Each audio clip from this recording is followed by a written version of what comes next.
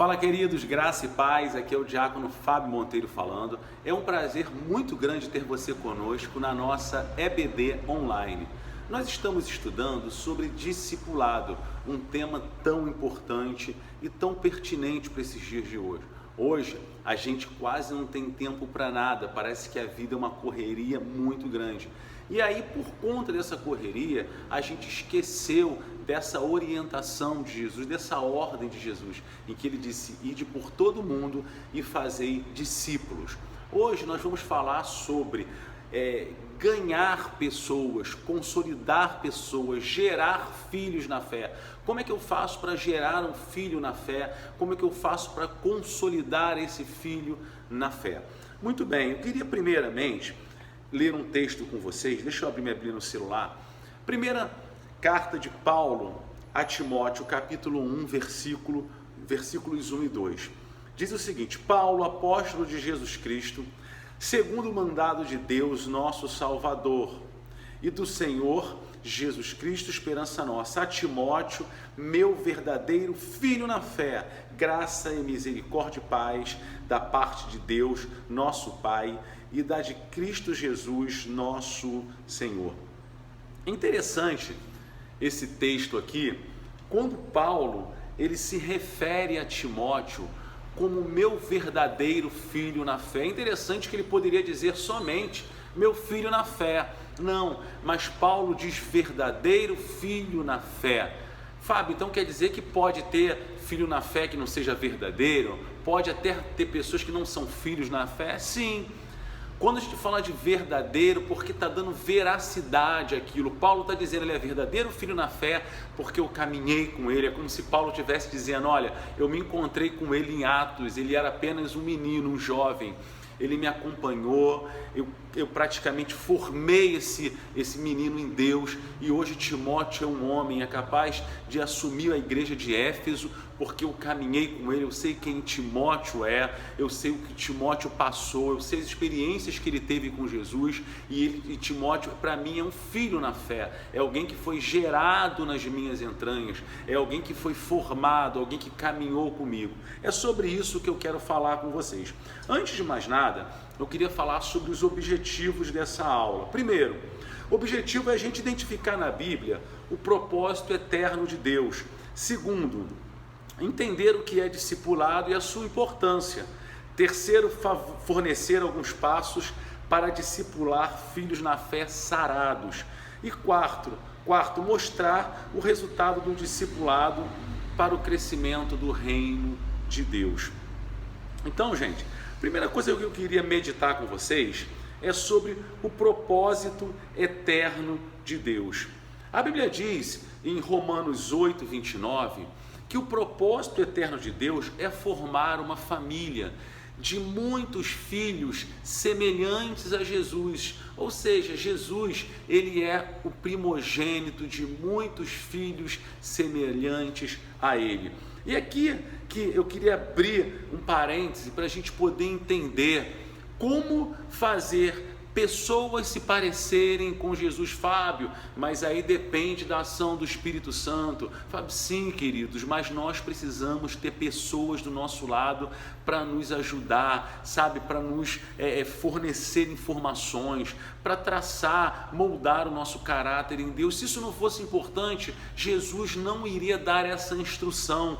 Então, se Deus tem um propósito eterno, Romanos 8, 29, esse propósito é ter uma família de muitos filhos semelhantes a Jesus. Então ele disse ali qual é o propósito, gente: é ter filhos que se pareçam com Cristo. E qual é o processo que eu consigo gerar isso? Esse processo se chama discipulado.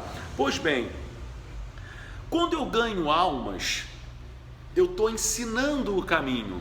A Bíblia fala: ensina o menino no caminho que deve andar, ensina no caminho que deve andar. Então, quando eu ensino o caminho, eu estou evangelizando. Quando eu chego para alguém e falo assim: olha, o caminho é Jesus, entregue a sua vida a Jesus. Quando eu ensino o caminho, é uma atitude de evangelizar.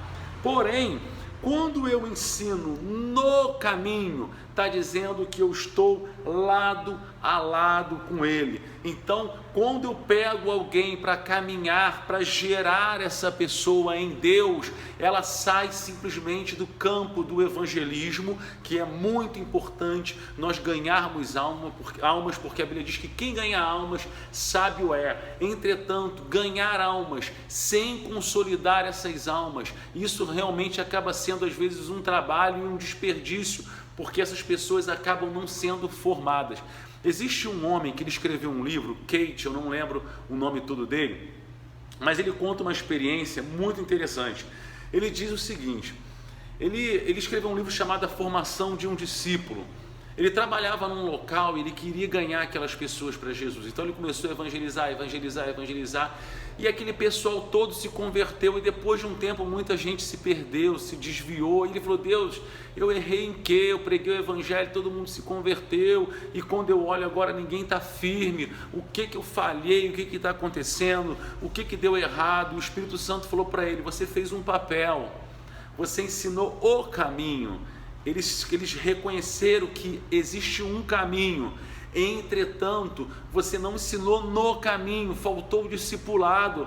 Então você teve um trabalho muito grande de pregar o evangelho, mas não teve o trabalho de consolidar, e essas pessoas se perderam. E aí ele começou a entender que tão importante quanto pregar o evangelho é discipular pessoas. Então, grave essa informação: evangelizar é ganhar almas, é ensinar o caminho. Discipular é gerar filhos, é ensinar no caminho. Então, quando eu evangelizo, eu ganho almas, mas quando eu discipulo, eu gero filhos. Se o propósito eterno de Deus é ter uma família de muitos filhos semelhantes a Jesus, precisamos ensinar e formar as pessoas o caráter de Cristo.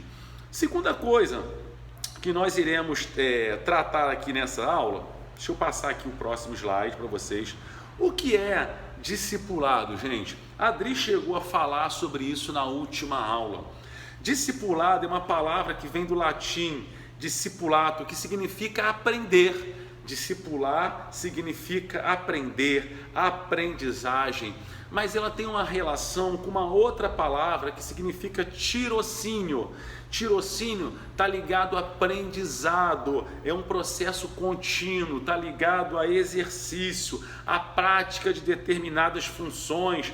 Então, quando eu penso no tirocínio, eu vou me exercitando para desempenhar um papel que eu preciso desempenhar. Então fala de um exercício, de uma prática, de uma continuidade. Eu botei aqui, Orlando Boyer diz, discípulo, o que recebe disciplina ou instrução, que segue os conselhos ou imita os exemplos de outrem. Então que coisa interessante, discípulo, ele não somente, irmãos, recebe orientação, o discípulo ele não só recebe ensino, mas o discípulo ele também imita a vida do discipulador. Será que é por causa disso que muita gente não consegue discipular? Será que faltam exemplos? O apóstolo fala uma coisa muito interessante. Hoje o meio gospel está cheio de evidências, cheio de gente evidente, mas tem pouquíssimas referências. Tem muita gente na evidência, mas tem pouca gente sendo referência. Então, quando eu quero discipular uma pessoa, ela vai imitar o meu estilo de vida. Por isso que Paulo falou, sede meus imitadores. Como eu sou de Cristo, Paulo está dizendo, me imitem, porque eu imito Jesus. Olha para a minha vida, porque a minha vida reflete a vida dele. Quando a gente pensa em discipular alguém, irmãos, a nossa vida precisa refletir a vida de Cristo. A gente vê vários exemplos na Bíblia de discipulado. Elias discipulou Eliseu, Barnabé discipulou a Paulo. Isso aqui é uma aula tão linda. Um dia talvez eu grave uma aula falando desse relacionamento de Barnabé e Paulo para vocês. Paulo com Timóteo, né? Jesus com os 12 e tantos outros exemplos, né? E eu queria fazer uma pergunta. Se Elias discipulou, se Paulo discipulou, se Jesus discipulou, você tem discipulado? Qual foi a última pessoa que você discipulou? Qual foi a última pessoa que você dedicou a sua vida, investiu tempo? Será que tem muito tempo, irmão, que você não faz isso? Você entende às vezes como é difícil a gente trabalhar isso? Está vendo como é importante a gente trabalhar isso? A gente vive um tempo hoje em que as pessoas, como eu falei no início, elas não têm muito tempo para discipular, tem que pedir a Deus estratégia. Senhor, me mostra alguém. Eu sou fruto do discipulado, minha esposa é fruto do discipulado e nós estamos firmes até hoje. E hoje parece que a gente não tem tempo para isso, irmãos. Vamos dar continuidade aqui. A Bíblia diz, Mateus 28:19, que Jesus veio para fazer discípulos. Por isso que ele disse, ide por todo mundo e fazei discípulos. Jesus veio com um propósito muito definido, né?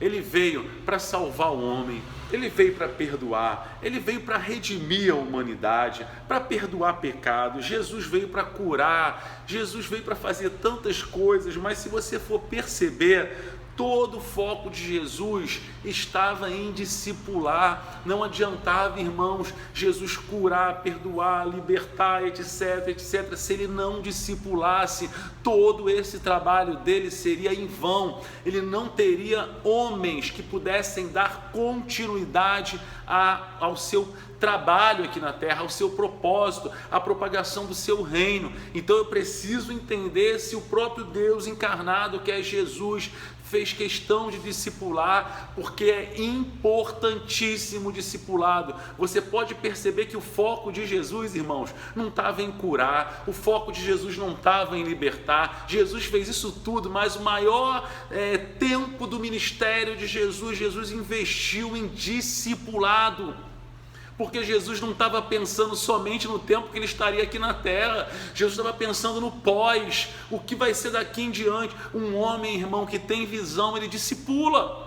Quando um homem não discipula, por mais que ele tenha, sabe, um projeto tremendo, por mais que ele tenha uma visão tremenda, mas se essa pessoa não discipula, aquilo morre com ele. O discipulado me faz alargar as tendas. O discipulado me faz, sabe, atingir novos níveis, novas dimensões, alcançar novos territórios.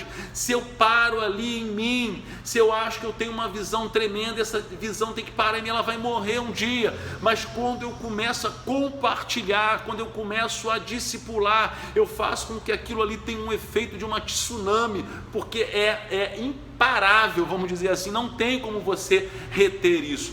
Então por isso que Jesus, ele investiu grande parte do seu tempo, do seu ministério no discipulado, irmãos. Vamos dar continuidade aqui, que eu queria falar sobre o processo do discipulado.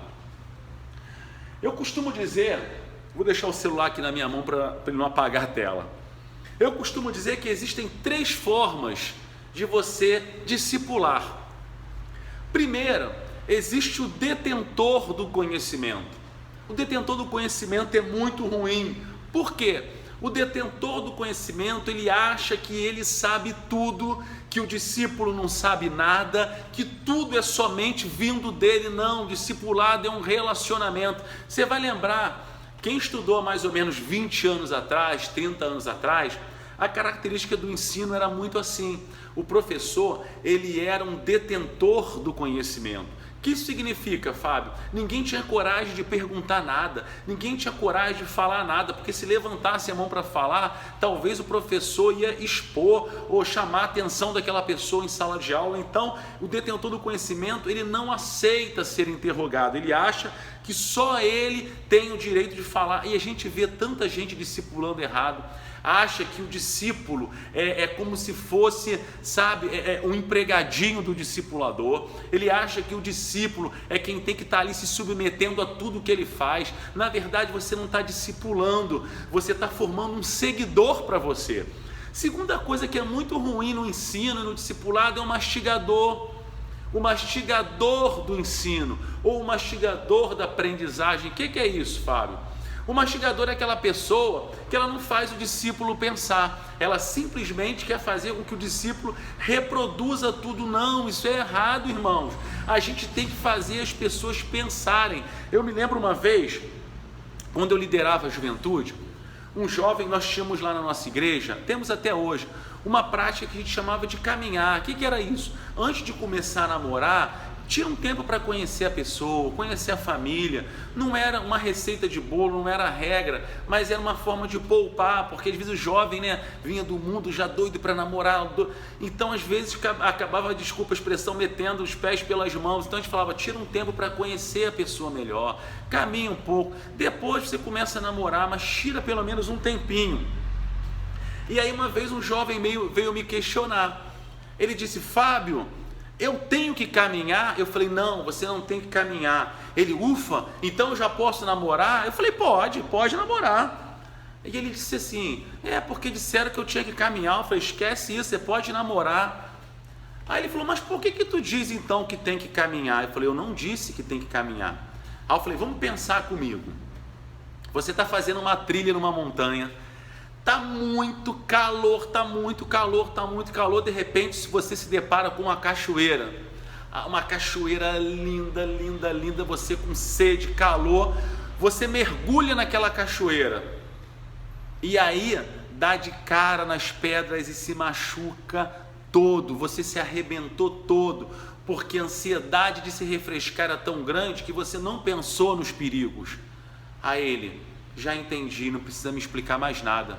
Eu falei, está entendendo o que é o caminhar? O caminhar é antes de você sair mergulhando, tentar ver se tem pedra, ver se a água está gelada demais, pelo menos saber onde você está entrando. Ele, Fábio, não precisa me explicar nada, eu já entendi o que você quis dizer, que muitas vezes na ansiedade, na carência, a gente mergulha de cabeça e às vezes se machuca. Eu falei, é isso, mas se você quiser se machucar, entra de cabeça. E não, eu prefiro entrar na cachoeira aos poucos.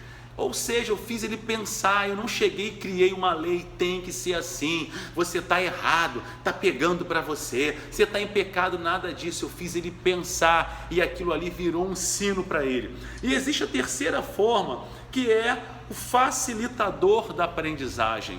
Então, quando você vai discipular alguém, não seja o detentor do conhecimento, só você sabe e o discípulo não pode passar nada para você, não.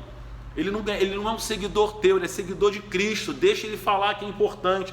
Não seja um mastigador da aprendizagem, como se ele fosse um bebezinho e você quisesse facilitar tudo para ele. Não, seja um facilitador. O que é um facilitador da aprendizagem? É alguém que faça o seu discípulo pensar. Uma vez, um sábio, ele reunia algumas pessoas para ouvi-lo. Em determinado momento, aquele sábio fez uma pergunta e uma pessoa toda hora interrogava ele. Ele fazia e uma pessoa interrogava. E aí o sábio se reunia no dia seguinte, aquele grupo se reunia e o chato aparecia para interrogar o sábio. No outro dia reunia e o chato se apresentava para interrogar o sábio. Em um determinado dia, o sábio reuniu aquele grupo de pessoas e ele não foi interrogado. E aí ele estranhou, ele falou, poxa, engraçado. E aí ele começou a ficar preocupado, porque ele sentiu falta daquele chato que interrogava. E aí o que ele fez? Ele perguntou para aquele grupo de pessoas, cadê aquele fulano de tal, que sempre me perguntava, que me questionava? O pessoal começou a rir e falou, graças a Deus ele morreu, a gente não vai ter mais esse chato aqui com a gente. E o sábio começou a chorar. E aquele grupo de pessoas não entendeu nada e falou, sábio, ele era chato, atrapalhava, a gente falou que ele morreu e você está chorando. Ele falou, eu estou chorando porque entre vocês ele era o único que me fazia pensar. Então, lembre, aprenda a pensar e leve as pessoas a pensarem juntamente com você.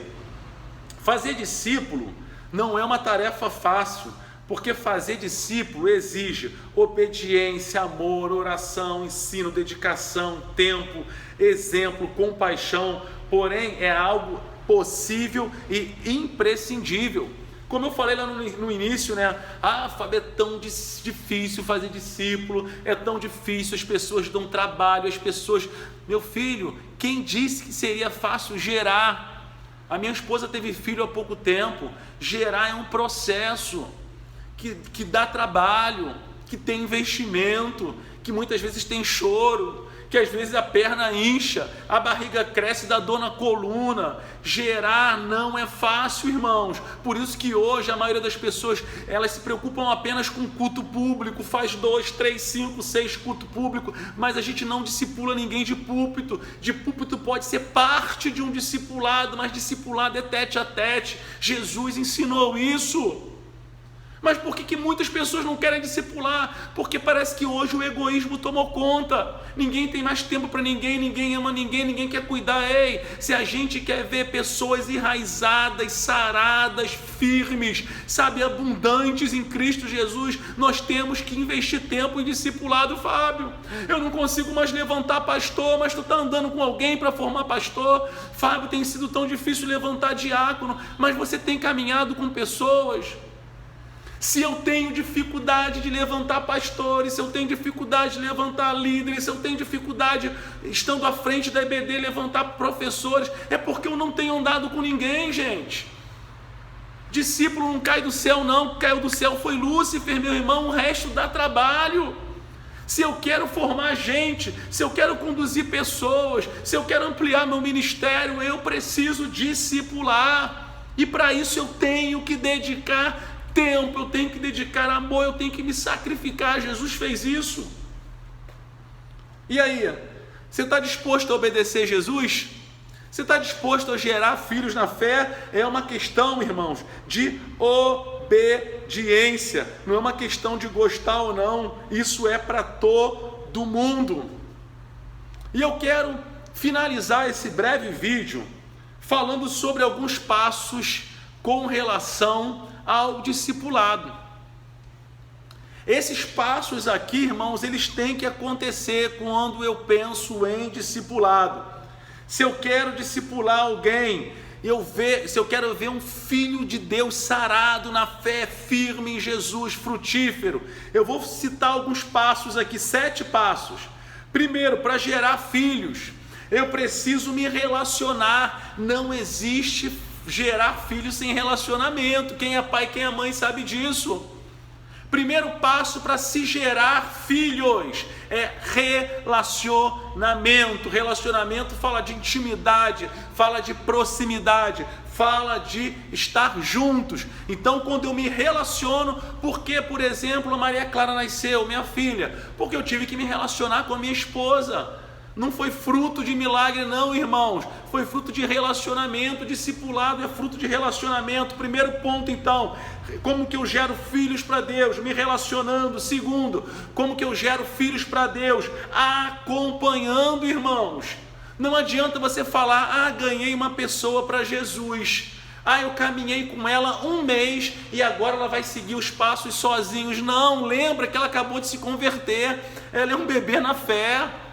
Eu tenho visto agora minha filha que vai fazer 1 ano, eu tenho que acompanhar, e ela já conseguiu engatinhar, e ela já consegue ficar em pé sozinha, ela já consegue dar um primeiro passo, mas desequilibra. E quem está ali do lado dela? Eu estou do lado dela. Será que você está do lado de alguém nesse processo? Ou simplesmente você acompanhou alguém? Eu ouço tanto isso, sabe? Estava dando muito trabalho, eu abri mão. Irmãos, tu deu muito trabalho para alguém também, eu dei muito trabalho para alguém também. Então, o segundo passo é acompanhar. Terceiro passo é conhecer as necessidades, irmãos. Quando eu me relaciono, eu acompanho, eu passo a conhecer as necessidades do discípulo. Você passa a entender, poxa, hoje está precisando orar comigo. Não, hoje ele está precisando ser corrigido. Ele está dando mole nessa área. Eu preciso conhecer.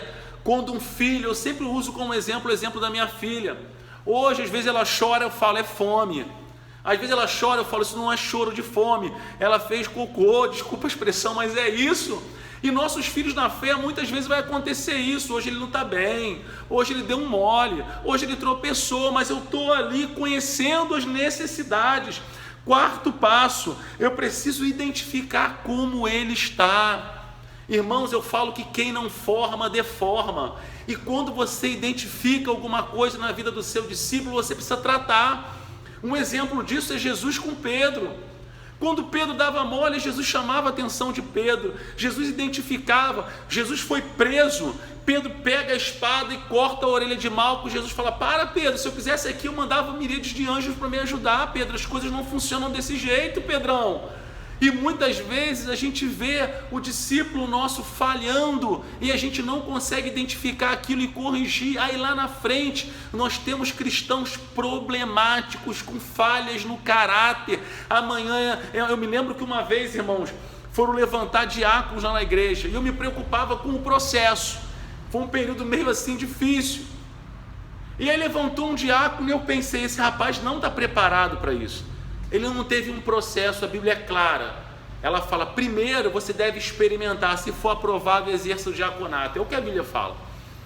E aí certa feita eu falei para aquele irmão: você pode ficar na porta hoje? Ele disse: eu ficar na porta? Eu sou um diácono, isso não é para mim, pede para outro. Ou seja, provavelmente ele manifestou isso ao longo da caminhada dele, mas ninguém corrigiu. Então, quando eu caminho com alguém, eu vou ter que me expor, porque eu vou identificar algumas coisas e eu vou precisar interferir nesse processo. Quinta coisa, eu preciso educar e formar o meu discípulo. Aí é formação. Ninguém forma ninguém do dia para a noite, meu irmão. Parece que hoje a gente vive um evangelho fast food, né? Que você chega no McDonald's, entra com o teu carro, o que você quer? Um quarteirão, em 2 minutos já está no teu carro. Não, é formar, é caminhar, é processual, é passo a passo, irmãos. Então não existe gerar filhos para Deus, não existe consolidar filhos na fé. Por que Paulo falava lá atrás que Timóteo era verdadeiro? Ele estava dando veracidade ao processo. Sexta coisa, eu preciso deixar que meus filhos na fé deem passos, como eu dei exemplo da minha filha. Hoje em dia ela já dá passo, ela anda a casa toda, mas como que eu vou saber se é o momento de deixar ele dar os passos? Quando eu acompanho, irmãos. E outra, se ele estiver pronto para dar passo, não retém a vida dele não. Tem muita gente que gosta de cortar a asa. O teu discípulo está querendo crescer, está avançando, já amadureceu, está na época agora de experimentar. Não, eu vou mantê-lo aqui, ó, paradinho, aprisionado, porque ele é meu seguidor. Meu irmão, é mentalidade pequena. Sabe, por mais que você forme um discípulo, o discípulo nunca vai ser maior que o mestre. Nós não formamos discípulos para nós formamos discípulos para Jesus. Nós temos que investir mesmo e querer que essas pessoas cresçam, avancem, propaguem o evangelho. Sétimo, nós temos que estar pronto para corrigi-los e fortalecê-los. Por quê, irmão? Porque às vezes nesse processo todo, o nosso discípulo vai dar mole, o nosso discípulo ele vai fraquejar, tem dia que ele não vai estar bem, e a gente tem que estar sempre pronto para estender a mão e falar: cara, levanta a cabeça, vê onde você deu mole, dá a volta por cima, se arrepende e segue em direção ao alvo. O discipulado, pensa nisso. O discipulado é a única maneira de evitar a má formação espiritual e a fraqueza dos filhos espirituais pelos quais sou responsável. É o único método que produzirá cristãos maduros e capazes. Grava isso, é o único. Discípulo é o aluno que aprende através da palavra, atos e estilo de vida do seu mestre, com a finalidade de ensinar a outros. Então, quando eu ensino alguém, essa pessoa que eu ensino, ela ensina a outro, e quando a gente vai ver, isso é um efeito meio que de uma tsunami. Você agora não está cheio de crente, você está cheio de discípulos de Jesus, homens e mulheres saradas, curadas, libertos, maduras, capazes de manifestar a glória do Todo-Poderoso. Para finalizar aqui, irmãos, deixa eu abrir meu último slide. Qual é a consequência disso tudo? Paulo estava preso em sua primeira prisão por volta de 60, 62 antes de Cristo. E sabe quem foi visitar Paulo? Sabe quem foi ajudar Paulo?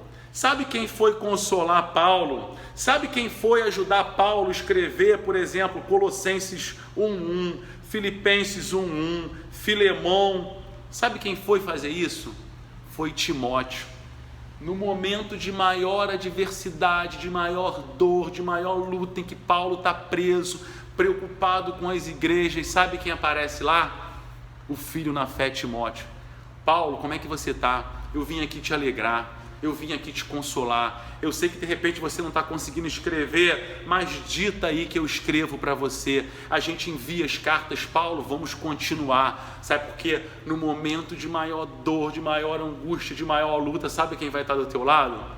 Os discípulos que você gerou para Jesus, que você vai passar a ter aliança com essas pessoas. No momento de maior dificuldade, talvez quem vai te socorrer foi aquele que você passou durante muito tempo socorrendo. Então grava isso, é um vídeo breve, mas de uma extrema reflexão. É muito bom evangelizar e ganhar almas porque é sábio, mas é obediente àquele que discipula, é estratégico aquele que discipula, é aquele que consolida filhos na fé, porque gera pessoas maduras, firmes e capazes de propagar o Evangelho. Que o Senhor te abençoe muitíssimo.